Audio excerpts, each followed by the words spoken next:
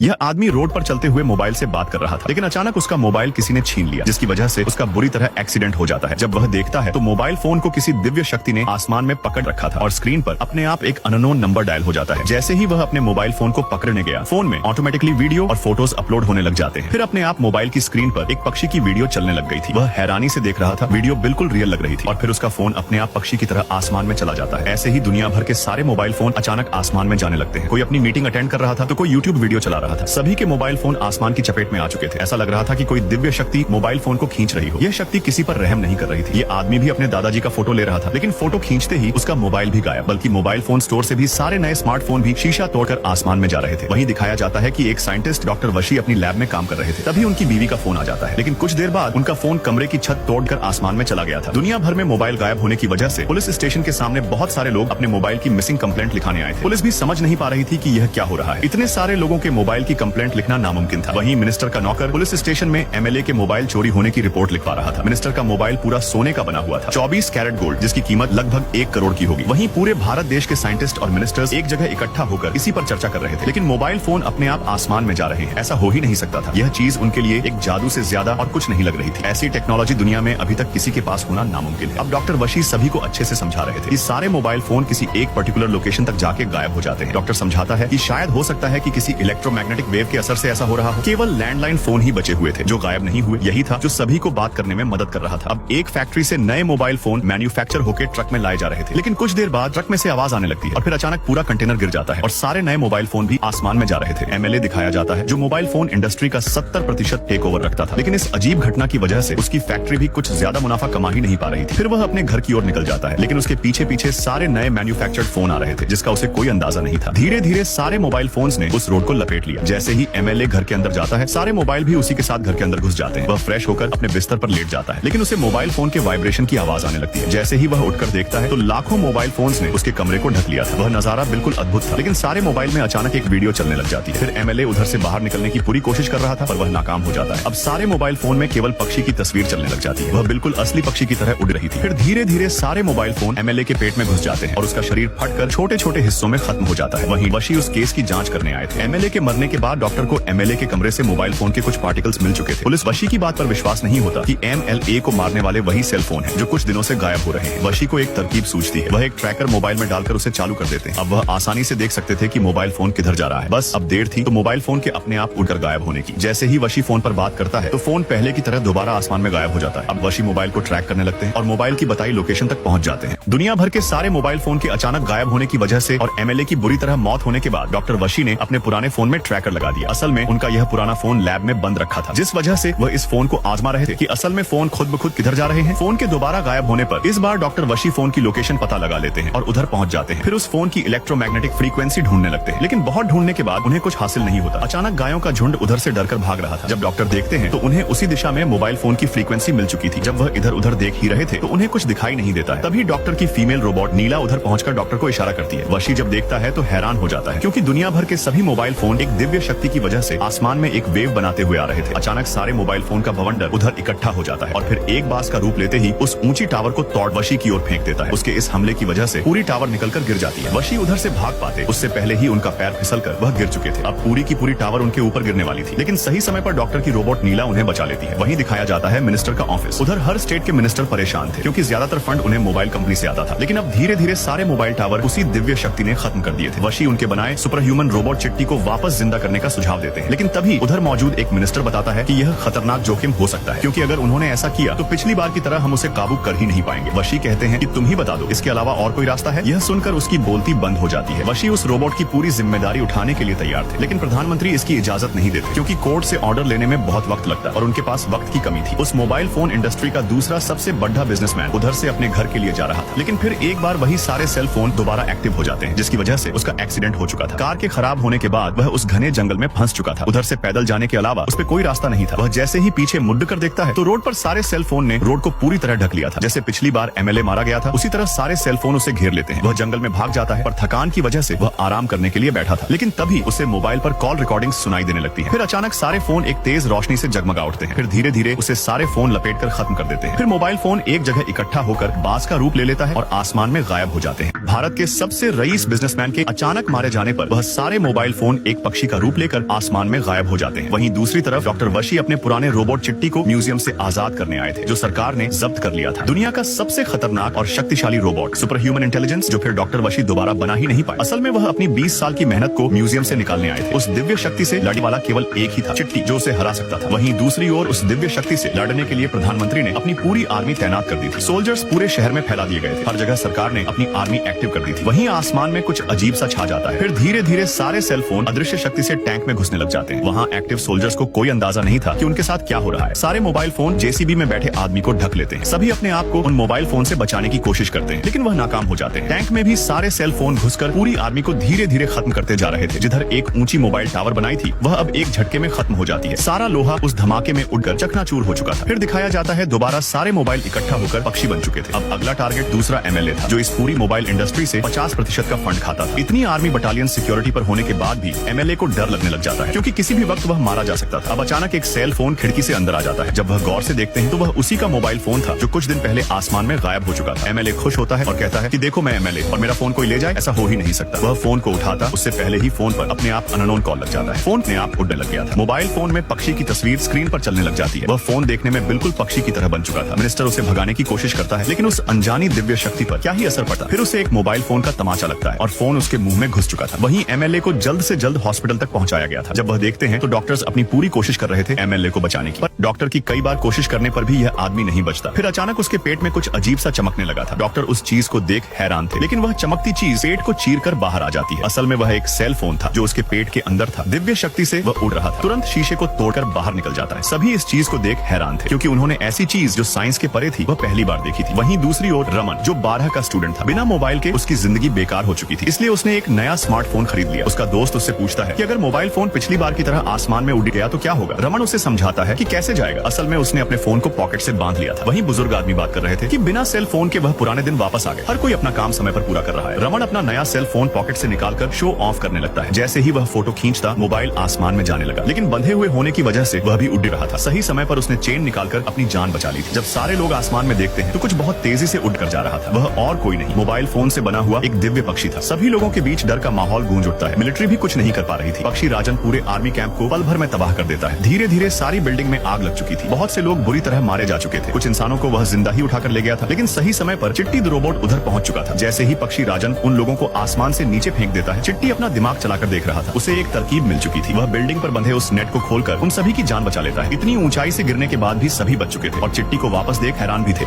इतनी ऊंचाई से गिरने पर सारे लोग तुरंत मारे जाते, लेकिन चिट्टी सही समय पर पहुंच चुका था। वही रोबोट जिसे सरकार ने जब्त कर लिया था। चिट्टी की बदौलत बहुत से मासूम लोग बचा लिए गए थे, लेकिन तभी पक्षी राजन दोबारा घूमकर चिट्टी की ओर आ रहा था। सभी लोग डर की वजह से इधर उधर भागने लग जाते हैं, लेकिन चिट्टी उस नेट से बंधे पोल को पक्षी राजन की ओर फेंक देता है। चिट्टी की तरकीब काम कर रही थी, लेकिन पक्षी छोटे छोटे मोबाइल फोन से बने होने के कारण वह नेट से आसानी से निकलकर चिट्टी को ढक लेता है। चिट्टी के पास मैग्नेटिक फोर्स होने की वजह से वह आसानी से उधर से निकल चुका था। वह मोबाइल फोन पक्षी का पंजा बनकर उसकी ओर हमला करते हैं। चिट्टी उन हमलों से आसानी से बच रहा था, लेकिन तभी चिट्टी अपनी ताकत से सारी गन्स को अपनी ओर खींच लेता है, पर उन गोलियों का कोई असर नहीं था। चिट्टी वहाँ से भाग रहा था, क्योंकि उसे वक्त चाहिए था सोचने के लिए। पर जैसे ही वह बिल्डिंग से नीचे गिरता है, वह पक्षी भी अपना पूरा रूप ले चुका था। वह एक टैंक के भीतर घुसकर मिसाइल्स उसकी ओर चला देता है, लेकिन इस बार पक्षी पर असर होना शुरू हो चुका था। वह दोबारा मिसाइल चलाता है, पर छोटे छोटे मोबाइल से बने होने की वजह से वह बच चुका था। लेकिन अचानक पक्षी राजन सामने आकर चिट्टी को निगल लेता है। चिट्टी जैसे तैसे बाहर आकर पेट्रोल की टंकी में आग लगा देता है। पक्षी ने भी उसके कमरे में अपना घर बना लिया था। वह अपने इस दोस्त से मिलकर बहुत खुश होता था, इसलिए उस दिन से उसने फैसला किया कि वह अपना पूरा जीवन पक्षियों के लिए दे देगा। वह एक प्रोफेशनल फोटोग्राफर और पक्षी वैज्ञानिक बन चुका था। वह कोशिश करता कि जितना हो सके उतनी रियल और प्रोफेशनल तस्वीर खींची जाए। केवल एक तस्वीर ही नेचर को समझने में मदद करे। ऐसे करते करते उसने पूरे 40 साल रिसर्च में बिता दिए। उसने अपनी खुद की बायोग्राफी लिखी। उसने बताया कि अगर पक्षी ना हो तो वह इंसेक्ट्स को नहीं खाएंगे, और इंसेक्ट्स की संख्या ज्यादा होने पर वह हमारी फसलों को धीरे धीरे खत्म करते चले जाएंगे, और धीरे धीरे इंसानों के लिए खाना जो नेचर से मिलता है खत्म होता चला जाएगा। इसलिए नेचर में मौजूद हर चीज एक अपना रोल प्ले करती है और जीवन के लिए सबसे जरूरी है। लेकिन अब धीरे धीरे पक्षियों की संख्या कम हो रही थी। असल में पक्षियों को अपने घर तक पहुंचने के लिए उनके दिमाग में मौजूद सेंसेस काम करते हैं, लेकिन मोबाइल टावर या मोबाइल से निकली रेज ने पक्षियों के सेंसेस को धीरे धीरे खत्म कर दिया है, जिसकी वजह से पक्षी खत्म होते जा रहे हैं। मिनिस्टर्स पक्षी राजन को इस चीज का समाधान बताने के लिए कहते हैं। वह बताते हैं कि अगर मोबाइल फोन को कम से कम इस्तेमाल किया जाए केवल जरूरत के वक्त, तो उससे यह रेज आकाश में कम जमा होंगी। लेकिन उनकी यह बात सुनकर सारे मिनिस्टर उधर से जाने लगते हैं, क्योंकि उनको पता था कि ऐसे तो मोबाइल फोन का बिजनेस बंद हो जाएगा, और वह ऐसा नहीं होने दे सकते। किसी के साथ ना देने पर पक्षी राजन खुद ही रोड पर आकर प्रोटेस्ट करने लगते हैं, लेकिन उसका कोई फायदा नहीं था। मोबाइल फोन सबकी जरूरत बन चुकी। नया जन्मा पक्षी अंडे से निकलकर पक्षी राजन के हाथ में गिर जाता है। पक्षी राजन दुख के साथ उसे जमीन में दफना देता है और ईश्वर से प्रार्थना करता है है कि उस नन्ही सी जान को शांति मिल जाए। असल में यह सब मोबाइल टावर से निकलती रेज से हो रहा था। भारत में सबसे ज्यादा मोबाइल टावर थे, जिसकी वजह से पक्षियों के दिमाग पर असर होता और जितने भी नए बच्चे जन्म लेते वह अंडे के भीतर ही मारे जाते थे। पक्षी राजन इसी समस्या के ऊपर मिनिस्टर से बात करने आया था, लेकिन हर मिनिस्टर उसकी यह बात कहकर टाल देता कि अभी तो भारत को पक्षी से ज्यादा जरूरत पैसों की है। अगर वह मोबाइल टावर कम कर देंगे तो मोबाइल फोन्स का बिजनेस भी खत्म हो जाएगा। पक्षी राजन खुद रोड पर आकर प्रोटेस्ट करता, लेकिन उस चीज का कोई फायदा नहीं था। इंसानों को पक्षियों से ज्यादा जरूरत थी मोबाइल फोन की। जब बात हद से ज्यादा आगे चली गई तो सीआईडी ने इस चीज की जांच कराने अपने कुछ ऑफिसर्स भेज दिए, लेकिन करप्शन होने की वजह से मोबाइल फोन कंपनी के ऑपरेटर ने सारे टावरों की फ्रीक्वेंसी कम से कम कर दी, जिससे कोर्ट में केवल यही साबित हो पाया कि मोबाइल फोन टावर से निकलती रेज सुरक्षित है। पर सच तो कुछ और ही था, जो पर्दे के पीछे छुपाया गया था। कोर्ट से हारने के बाद पक्षी राजन उन्हीं पक्षियों की कब्र पर जाकर रोने लगता है। वह हार चुका था इस दुनिया से और यहाँ के करप्टेड लोगों से, जो केवल और केवल अपना फायदा देखते थे। पक्षी राजन उसी टावर पर अपनी जान दे देता है। उसकी आत्मा शरीर से निकलकर बाहर आ जाती है और उन सारे पक्षियों की आत्माओं को भी जगह देती है। पक्षियों की आत्मा पक्षी राजन की आत्मा में समा जाती है और वह एक भयानक आत्मा में बदल चुका था।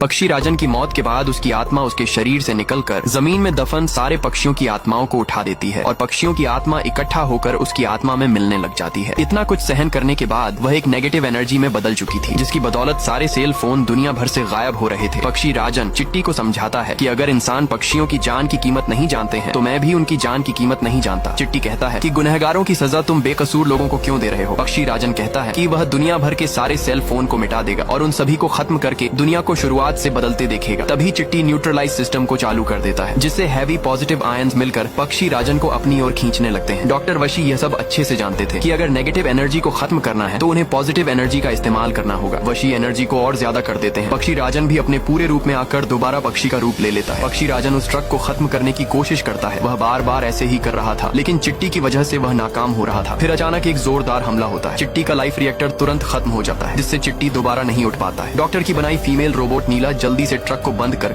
चिट्टी की ओर चली जाती है। वह अपना लाइफ फोर्स निकालकर चिट्टी के अंदर ट्रांसप्लांट कर देती है, जिससे उसकी बॉडी वहीं शट डाउन हो जाती है। पक्षी राजन उस ट्रक को आसमान में उठाकर नीचे गिरा देता है, लेकिन तभी चिट्टी भी होश में आ गया था। ट्रक के नीचे गिरने से पहले ही वह डॉक्टर वशी को बचा चुका था। अब प्रोसेस 73% हो चुकी थी। केवल कुछ वक्त की देर थी। न्यूट्रलाइजेशन लगभग कंप्लीट हो चुका था। उसकी आत्मा उस ट्रांसमीटर के अंदर बंद हो गई थी। डॉक्टर तुरंत उसे लॉक कर देते हैं। पक्षी राजन उस सिस्टम में बंद हो चुका था, जिससे निकलना बिल्कुल नामुमकिन था। अंत में चिट्टी फीमेल रोबो को दोबारा जिंदा करने की कोशिश करता है। वह उसके अंदर लाइफ फोर्स लगा देता है। फीमेल रोबो दोबारा जिंदा हो चुकी थी।